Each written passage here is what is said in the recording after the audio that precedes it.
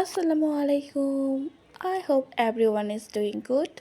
আজকে আমি একটা রেসিপি শেয়ার করবো যা হচ্ছে মোস্ট ফেভারিট ছিল আমাদের এবার ঈদ ডেজার্টের মধ্যে, যাকে আমরা ইউজুয়ালি ফ্রুট সালাদ বলে থাকি, কিন্তু দেশের বাইরে এটাকে ফ্রুট ক্রিমি সালাদও বলে থাকে, অনেকে এটাকে ফ্রুট চাটও বলে থাকে।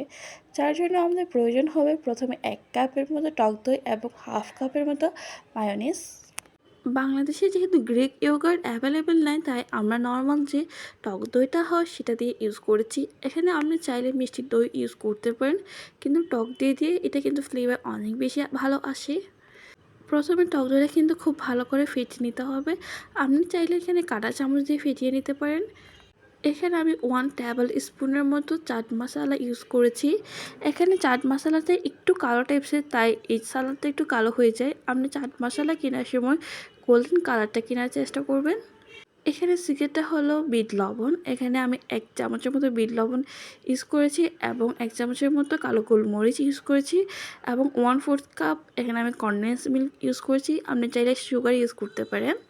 এখানে 3টা জিনিস হচ্ছে মেন ইনগ্রেডিয়েন্টস। একটা হচ্ছে কনডেন্স মিল্ক, আরেকটা হচ্ছে বিট লবণ, আর একটা হচ্ছে মায়োনিজ। তবে এখানে খেয়াল রাখতে হবে যে ফ্রুটগুলো পানি ছাড়ে তা ইউজ করা যাবে না, যেমন তরমুজ। এখানে আমি আপেল, পাপাইয়া এবং কলা এবং ডালিম এবং গ্রেপস ইউজ করেছি।